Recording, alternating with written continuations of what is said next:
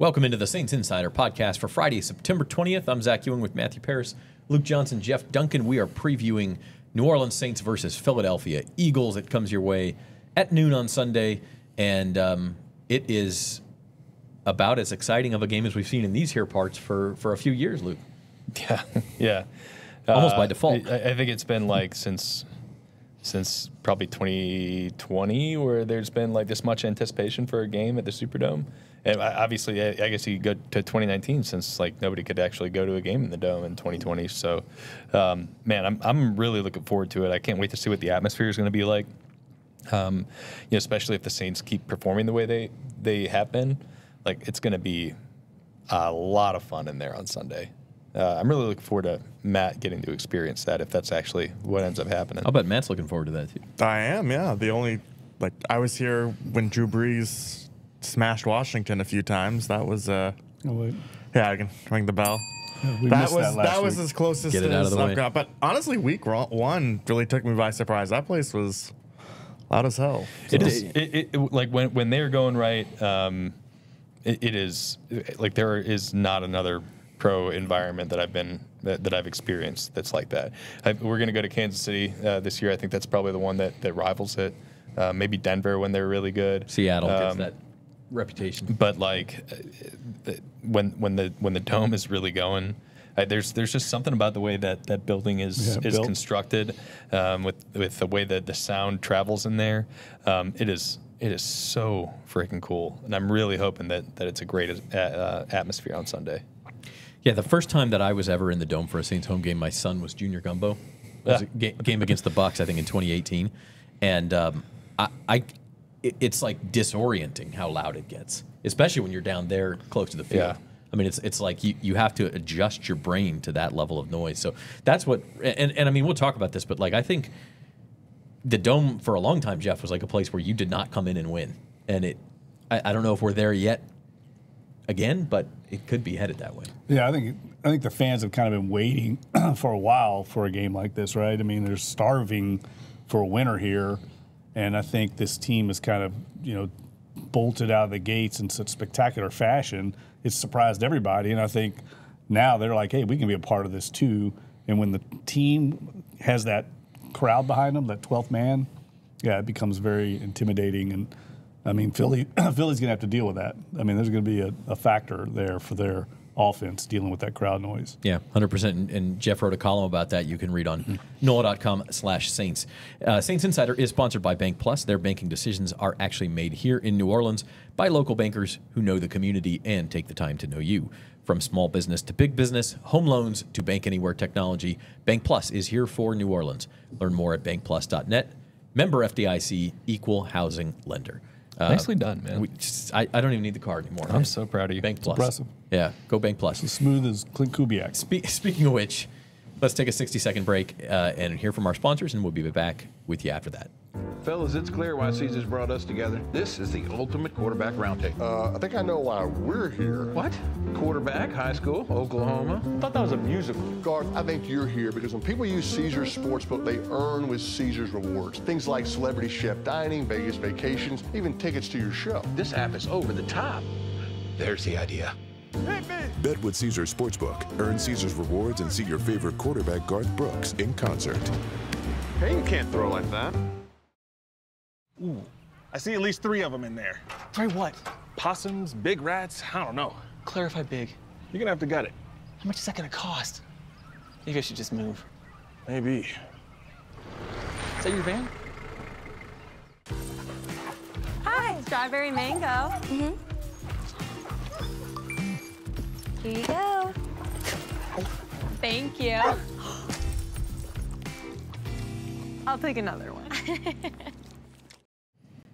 All right, we're back.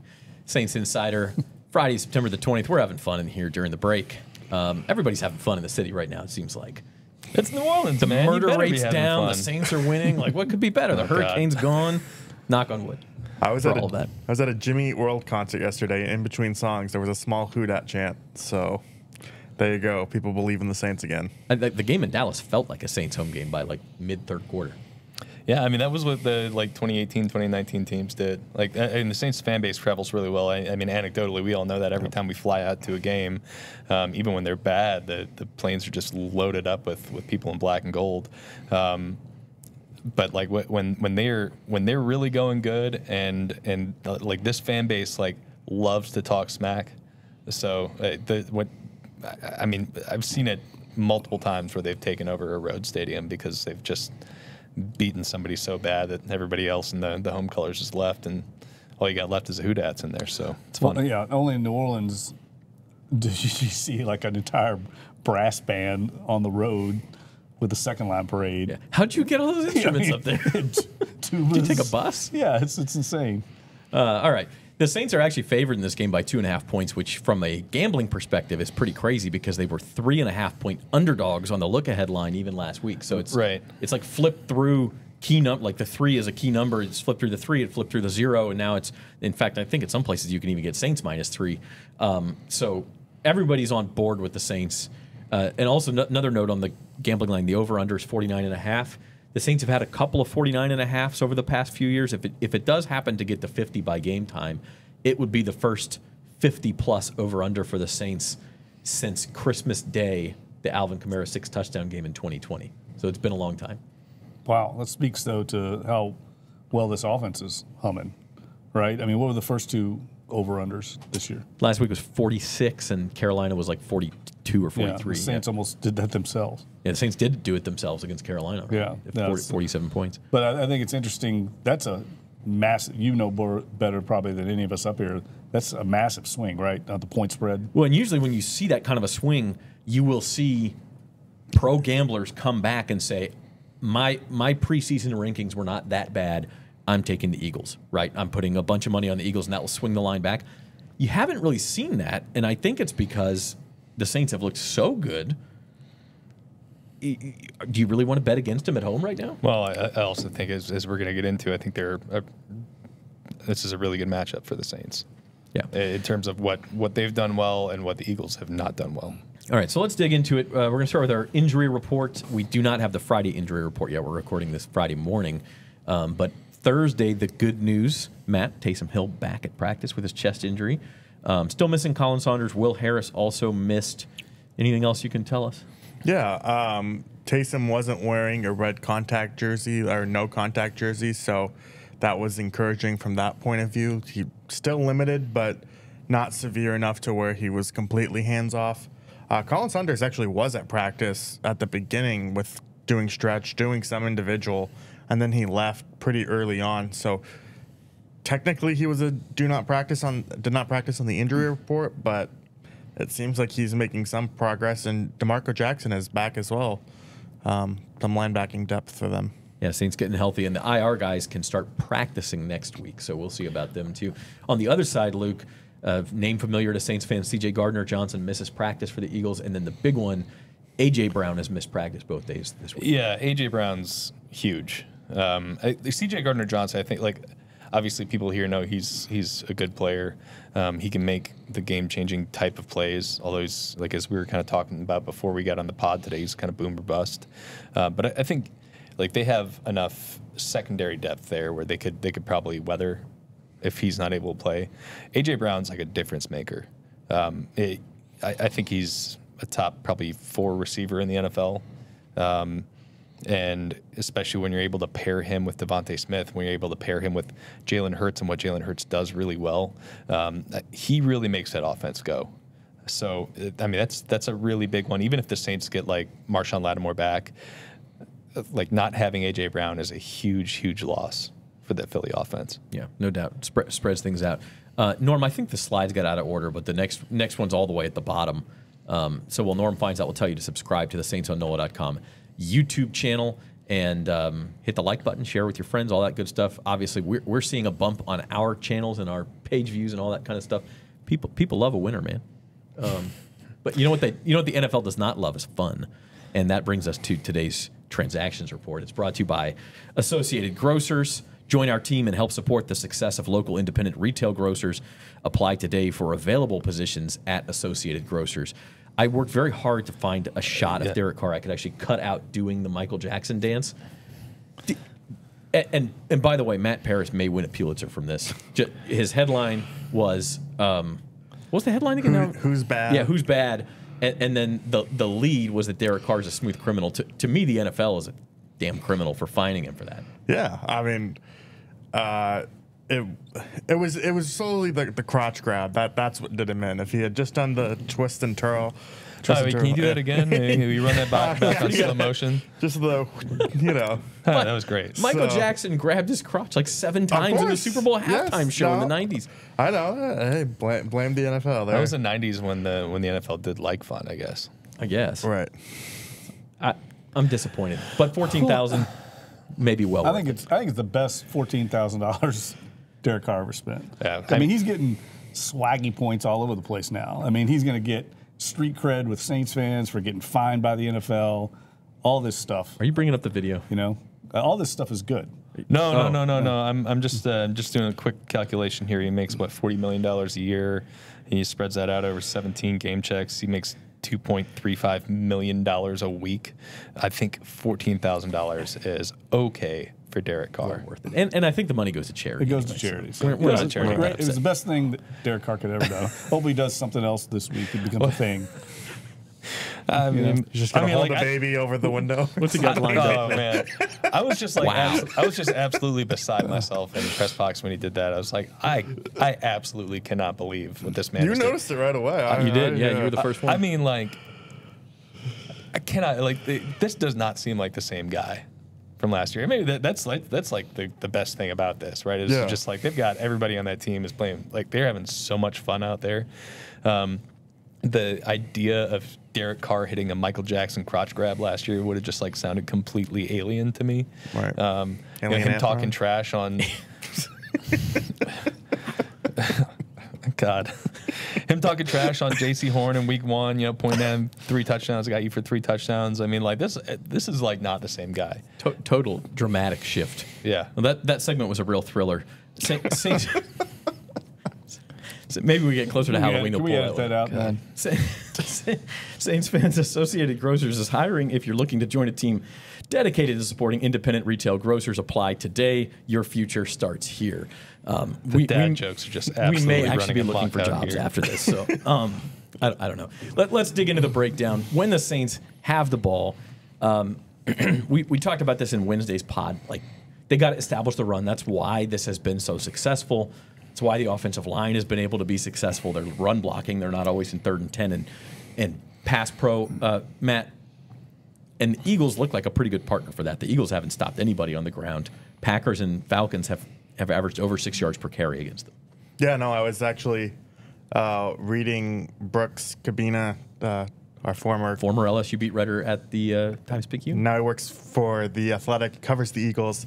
I think he had a stat that said that the Eagles are giving up like 6 yards per carry in their nickel package, which is basically like their base, what they play the most. And you just look at it, and Alvin Kamara, who's averaging north of 5 yards per carry, seems like he's going to have a really big day. And what I'm just really interested in to see if the Eagles can do is, can they get the Saints out of their under center formations? Because that's really been the key for them, is they haven't really had to drop back that much. When they do, it is from just base plays. Like you're not seeing a whole lot of shotgun from the Saints. And I'm just interested to see, like, will this offense be effective if they have to throw more? It's been really effective when they have thrown, but it's just they've been able to open up so many things off the run game. So that's kind of what I think this matchup is going to be about, is can the Saints run the ball? They should be able to run the ball, but are the Eagles any better at that going in this one? And thinking about that Monday night game against Atlanta, it's not just that the Falcons ran the ball. They used a lot of the same outside zone schemes we've seen from the Saints. And they're on a short week. Like, Philly's got to make some big adjustment there. Yeah, I mean, like, watching that game, I was like, there's no way I'm going to pick the Saints to lose this game. I mean, it's just like over and over again, Bijan Robinson, outside zone, and they could do nothing against it. So, like, obviously they're going to try to make adjustments, but, like, let's just be frank here. They're giving up 6.4 yards per carry this year through 2 games, dead last in the NFL. You're giving up plus .15 EPA per play against a rush, 4th worst in the NFL. They've been a bad run defense. And I just, like, I see what the Saints have done, where they've just, like, leaned hard on their run game. That is their entire bread and butter. It is the basis of everything they do. It's just like, unless the Eagles magically, like, turn this around and figure something out, it's hard to say it's going to be anything different. Yeah, and I don't think the Eagles necessarily have the personnel to make those adjustments. Like, you look at their defensive tackles, they're more of a pass rushing type of guys than Jalen Carter. And you look at their linebackers, pretty inexperienced, including Zach Bond, who is playing well for them, but he's more of an inside linebacker, which is something he didn't really do here at all. And so I just don't know, like, if you're Vic Fangio, what's your adjustment in terms of if you needed to bench someone, like, who are you going to? Maybe Cooper DeJean trying to play the rookie, but based on everything I've read from over there, it seems like he's very hesitant right now to give DeJean kind of a shot because he doesn't feel like he's ready based on him missing time in training camp. So I just don't know what the adjustment is for them rather than just, hey, try and play better, but... Well, and Fangio is probably going to run a lot of, like, too high shells too, yeah. Right? Where, like, I don't know if you got those guys trying to keep up with Rashid Shaheed and Chris Olave. Like, I mean, I could totally see them hitting another huge play over the top. Even if they're trying to keep a lid on this offense, I don't know if I could see those guys matching up with those guys in a foot race. Yeah, and that's the other part of this, kind of the corollary is Vic Fangio runs a defense where they try to keep everything in front of you, but if you're struggling to control the run, Jeff, like, how high does that safety have to be for you to stay in front of Rashid Shaheed, and then what does that open up underneath? Well, and I think the key early on for the Saints has been they've been able to get opposing defenses in their base personnel and operate against that and attack that, and that's exactly what Philly is going to end up in. They're going to end up with that 5-man front, 2 linebackers, and the shell coverage, like Luke said, and that's perfectly suited to where the Saints can do business. I don't see, unless they just play lights out, I don't see how they can just personnel-wise, formation-wise, stop what the Saints are doing. So the Saints are operating at such a high level, and there's such buy-in and confidence in what they're doing.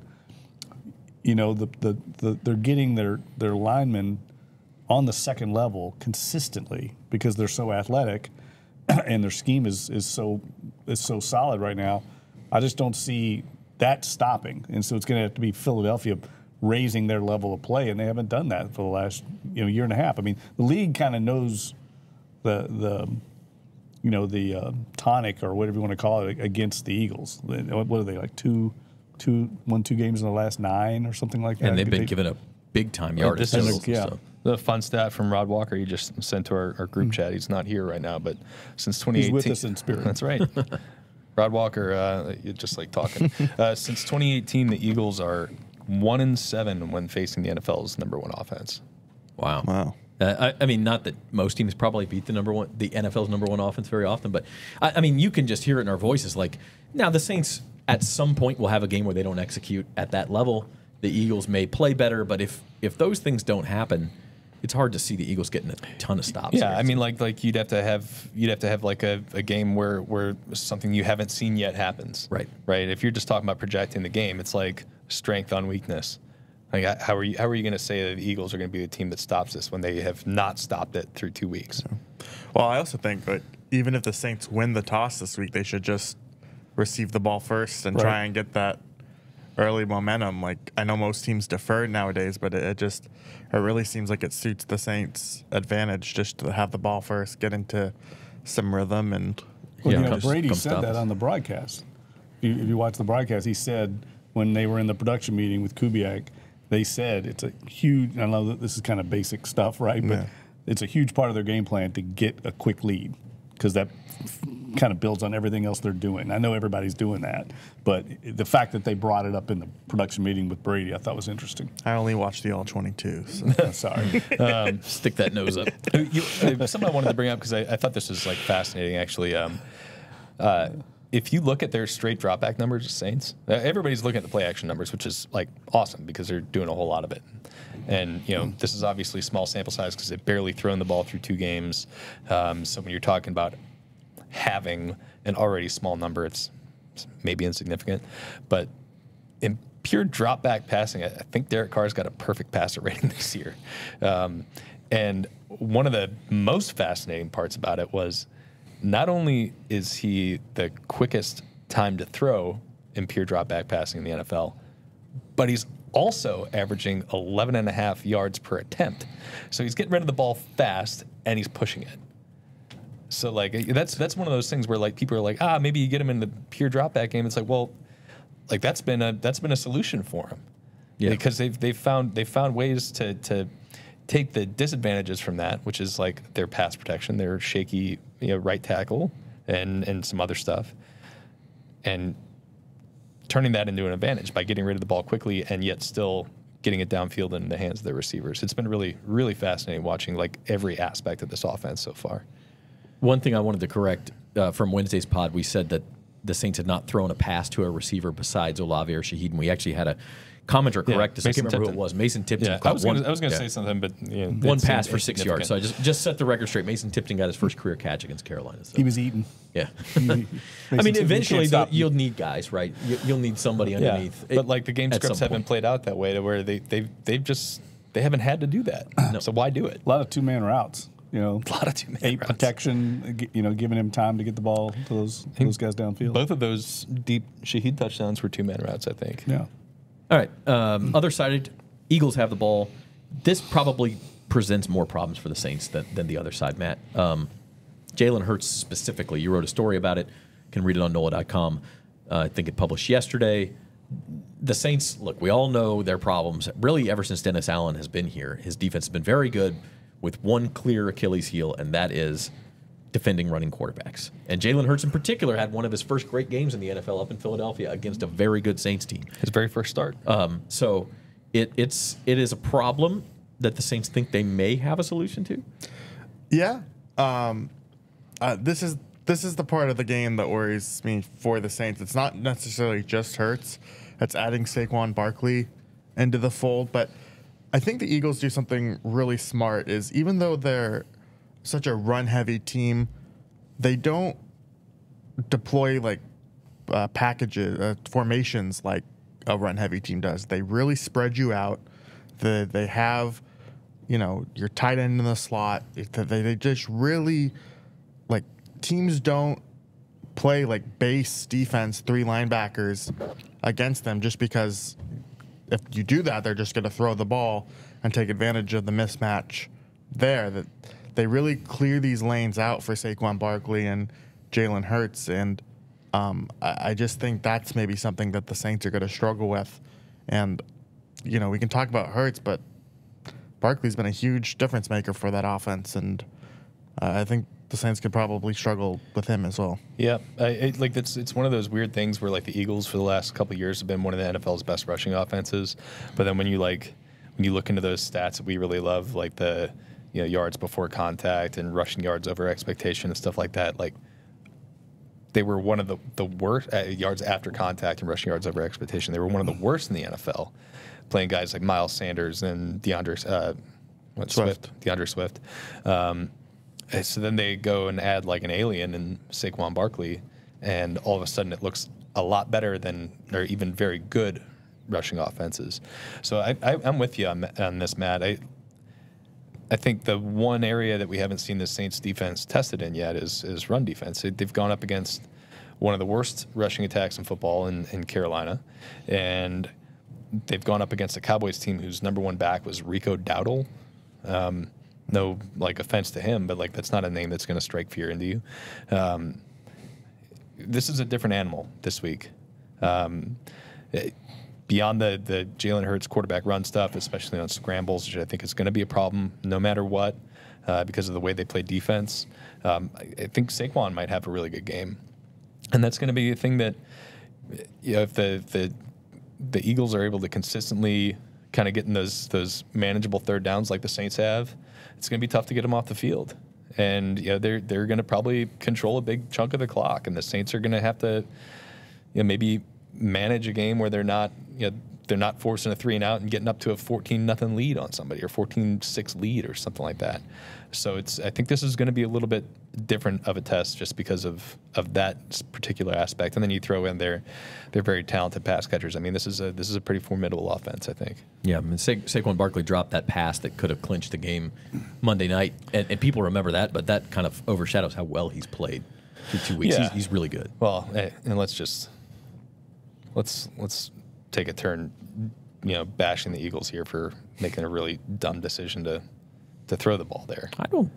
I disagree with you on that one. He catches that ball 99 times out of 100 and the game's over. 87% analytical probability to be successful. Okay, but let's just take that for what it is. They have a minute and 40 seconds left on the clock, and they've got 4 yards, a 3rd and 4, and they can basically run the clock down to inside of 40 seconds and make Atlanta have to drive 96 yards for or 70 yards for a field goal attempt to tie the game. If you don't get a 4th down on the ensuing play, we're getting off track, but I do think they should have gone for it on 4th down. Yeah, because then you can end the game. You should have run the ball twice there. Here's a factor that we were talking about before recording that I think could be a factor is Dallas Goedert, tight end. I mean, the Saints have played 2 teams, I think, with their tight ends hurt, right? Yep.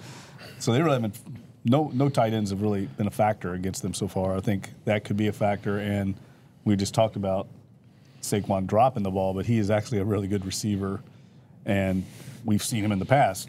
I think he had about a 70-yard touchdown catch and run against when he played for the Giants against the Saints. So I could see them attacking the Saints. If I were attacking this Saints defense, that's where I'd attack. I'd still keep going after Demario Davis and Pete Werner in coverage, stress the linebackers, because I don't think you're going to win on the outside without A.J. Brown. That's the other part of this is A.J. Brown's missing, and that hurts the Eagles a lot. Yeah, he's a stud. Yeah, they don't have stud. Well, they don't have the numbers now. I mean, they got Devontae Smith and some guys, right? And who? Oh, Jahan Dotson. Oh, I forgot about Jahan Dotson. Yeah, that first round draft pick. Because he has 1 catch for 6 yards. So very Mason Tipton-like. Yeah. I wonder if this is a game where Willie Gay gets on the field a little bit more. Got to, right? I actually don't think so, because in theory it makes sense. He's your guy who could spy your quarterback. But I asked Joe Woods about this yesterday, and he said, he could, smiled and said, yeah, we want to take advantage of Gay's athleticism. And then afterwards, he's like, oh, you're making me give away the game plan. But Joe Woods is smart. I don't know if he would have answered that the way he did if they actually planned on playing Willie Gay. And then when I asked Dennis Allen about him the other day, he kind of implied that Willie Gay still need to learn the playbook a little bit more. It was kind of a weird answer. That's what he said. Yeah, that's why I read it. And so they aren't going to play 3 linebackers either. So are they going to take Pete Werner or Demario Davis off the field? Not with how well Werner's played. I think that would be the clear, maybe adjustment. I don't know if he's going to play, but he's fast. He can chase after quarterbacks. If there was ever a matchup you'd have to go to a 3-3-5 or something like that. Yeah, but you don't think they would do that? You don't think they would just do base 4-3? Yeah, not if they're playing 11 personnel all game and 3 wide receivers. Yeah, not the way that Philly likes to really spread teams out. The last time we saw Willie Gay, or at least the country at large saw him, was in the AFC Championship game, and he was following Lamar Jackson all over the field for the Chiefs. So he's got. I just wonder, maybe you start the game playing the way you've played, and if it starts to become an issue and Hurts is getting away, then maybe you throw him out there and see if he can help. The other aspect of the Eagles' offense we haven't touched on would be the tush push. Christian Boyd, tush push breaker. Nobody's been able to break it yet. I don't know. I haven't been paying attention to how successful it's been through 2 weeks. It's pretty good. Still pretty good. Even without Kelsey in there. Yeah. And the other thing I would say is, the Saints' offensive line has been the strength of the team early on. I mean, the Eagles have the best offensive line by far the Saints have faced this year. Yeah. I mean, they have some studs, turbo studs up there. Big. Mailata, Lane Johnson, Yeah, They got McKay back then. They got some huge guys. Yeah. So, I mean, it's going to be a big test for the Saints defensive line. To me, the whole key to this game is, can the Saints stop the Eagles running game? If they stop the run, I think they could win very easily. And that maybe goes for both sides. I mean, we're making a pretty good case for both offenses here. You can see why the over-under total is as high as it is. So, quick note on special teams before we get into predictions. Blake Grupe, did anybody go back and look and see what happened on that blocked extra point? I couldn't tell if something went wrong or. Anyway, finally missed a kick. Meaningless, I didn't even watch. It was sort of like, oh, he missed the extra point. It's a deck chair on the Titanic. Come on. The other thing, I mean, it's the opposite of a deck chair on the Titanic. Let's zero in on that. That is not the right analogy. The other note on special teams I was going to make is the new kickoff. We saw so many touchbacks in week one. I started to, maybe it's just anecdotal. It seemed like more teams are trying to. The Saints, I don't know. When you have a huge lead, there's no sense in risking a return. I still think this thing is evolving, this new kickoff. Well, I think the Saints have chosen not to do the kickoffs. I mean, they're in coverage all the time. Right. And I think that's because Rizzi sees that as an advantage. And this is just based off of what I remember from watching the coverage, but it seems like the opponent's starting field position is probably averaging around the 25, 26 yard line on kickoffs for the Saints, which is an added 4 or 5 yards on the touchbacks. I think they actually see it as a strength to kick off versus some of these other teams who are just not even risking it. Because I really do think they trust their coverage and their plan on the directional kicks and everything. Going against the Saints, it seems like teams are just we're not even going to bother kicking to Shaheed. Forget it. Because I think he's a guy who's clearly one of the more dynamic guys in the NFL with the football in his hands, and you got Taysom Hill back there too. I mean, they're just nah, screw it. Got to remember to play another day. Catch that ball if it's in the landing zone, though. Otherwise, you get the touchback at the 20, which Taysom saw on his first kickoff return Sunday. So that's one of the new quirks. All right, that is our game breakdown. We're going to come back with keys to the game and our predictions. See what we think right after this break.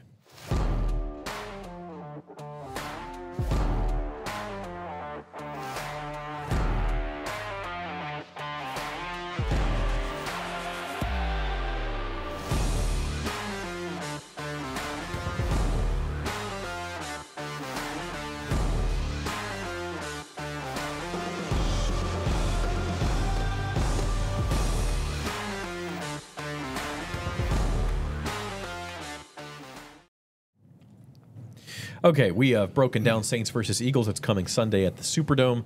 Now we'll go into, let's try to boil down what we talked about into just one key to the game. Matt, what you got? The run game. If Alvin Kamara looks as healthy and young as he has the first 2 weeks, the Saints should win pretty comfortably. All right. Luke? Well, since Matt stole I don't yours. That's just the one, right? But I'm going to say that I think it's going to make a lot of sense for the Saints to continue taking advantage of their early opportunities, right? And either getting up to a big lead or making sure that it doesn't get to the point where they're trying to climb out of a hole, because I think their offense does have to change then, and they're going to have to rely on Cedric Wilson and Mason Tipton and Juwan Johnson to go make plays for him. So make sure you're cashing in on those early drives when you can, and continue to be able to operate your offense so you can run the ball against this defense that's really struggled, or you can talk yourself into it. Because I think I said earlier this week that even if they get down 14-0, I think they should still continue to run the ball, because that's been their thing. They're really good at it. Yeah, it doesn't seem like the Eagles are built for coming back from a big deficit, and we don't know about the Saints yet. So certainly early lead. Jeff? We doing predictions? No, keys to key the to the game. Oh, key to the game. Okay. Daydreaming over there? Yeah. Well, no, I just thought we were going around the horn here. I've said it earlier. I think it clearly is the Eagles' defense against the Saints. The Eagles' offense. Can they run the ball against the Saints? I think it's the only chance they have is to run for 150, 200 yards and control the clock and keep the ball away from the Saints offense and take the crowd out of the game. I think the crowd's a big factor in this game. That's the only chance they have. I don't see them successfully throwing the ball against the Saints at all. Yeah. Hurts has been pretty shaky. I was going to mention the crowd because I think for the first time, and the game, you mentioned 2020 or maybe even pre-pandemic, the one game I always come back to is the Halloween game in 21. Saints were 4-2. They played Tom Brady, defending champion Bucs at home. The Superdome was geeked up that day. That might be... That's the last big one. Yeah, the first time since then, and that was the game Jameis got hurt in. Trevor Siemian, baby. So, we'll see what the crowd does. The other one, of course, this is an easy one. It's a key to the game, to every football game at every level ever played, is turnovers. If somebody breaks serve and gets a turnover, that's when I became convinced the Saints were going to win in Dallas, was when they're already up 28-13, but it kind of had that shootout feel. All of a sudden they get the turnover and make it 35-13. You go, okay, this thing's over, because they're not going to be stopped enough for the Cowboys to come back. So what are they on the season? +3? Plus 3. They were +2 against Dallas and then +1 against Carolina. No, they were +3 against Carolina and just +1 against it. They're +4. Did they get two picks and a fumble against Carolina? Yeah, but they're +2 against Carolina because they also had the muffed punt. That's right. Okay, so +2 both weeks then, I think. No, I don't know. right. +1 against Plus, anyway. plus. All right. Plus We're one. losing Plus. It's been good. Prediction time. Saints Insider Plus. All right, Bank Plus. Saints Insider prediction time. Rod Walker was the only one of us to pick the Dallas Cowboys. To pick against the Dallas Cowboys last week. Heard that. Which he let us know about 30 seconds into Wednesday's show. He also has gone with the Saints. This week, I think he went 31-17. Is that right, Norm? 31-17 was Rod's pick, picking the New Orleans Saints. Matt, what you got?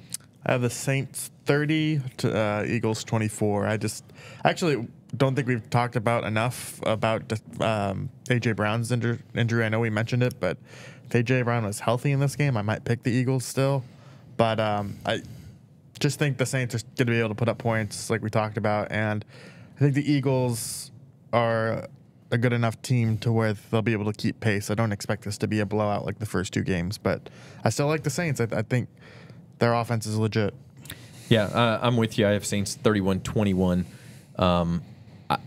By the way, when we did our post-schedule release predictions, I was the only one who picked the Saints in this game, mostly just because I needed to find a win for them somewhere.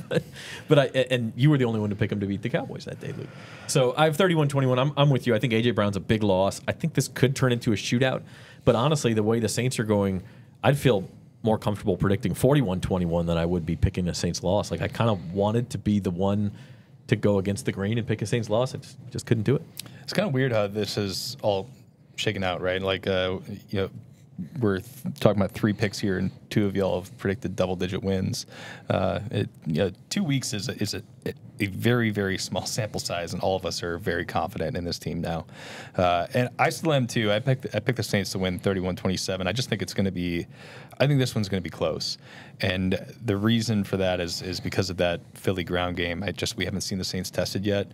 They were kind of a substandard run defense last year, especially against good running teams. So I just think that this one has a chance to be a really, really good game. All that being said, like I mean, how can you not trust the Saints offense right now, especially with the way they're doing it and the way Philly has struggled to defend the run? I have a really, really hard time picking against them. I just think I think it's going to be close. The crazy thing is I still have the Saints covering here, but it's completely crazy. The Eagles were my team picked to win the Super Bowl, and here we are in week 3, and I'm like, now they're going to lose by double digits. So things change quickly, but the Saints have been that impressive. Jeff, what do you have? Well, I'm interested to see the intangibles in this game, and what I mean by that is like the mindset of the Saints have had that. They've had that kind of chip on their shoulder. The first 2 weeks, everybody's counted them out. They were low expectations. They've had that going for them. That was a clear advantage, I thought, in Dallas. The body language and just the aggressiveness they played with compared to Dallas, I thought was a huge advantage for the Saints. Now, can they maintain that now that the entire world's in love with them and they're the talk of the town? Because the Eagles coming off that Monday night loss they gave away, they're going to come in here with their A game. So it's going to be interesting to me if the Saints can maintain.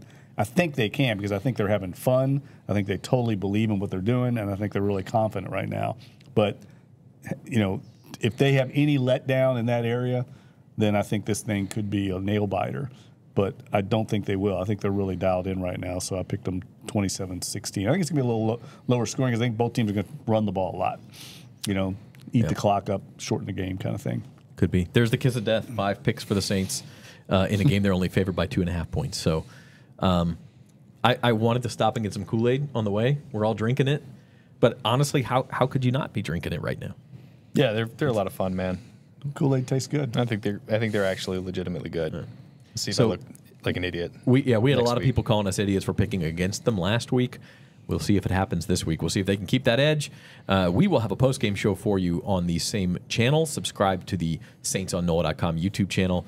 We'll also have coverage already, some up there on NOLA.com this morning. More to come over the next 24 hours. And then, of course, all through Sunday at NOLA.com/Saints. For our producer, Norman Bell, he's Matthew Paris, Luke Johnson, Jeff Duncan. I'm Zach Ewing, and we'll see you next time on the Saints Insider.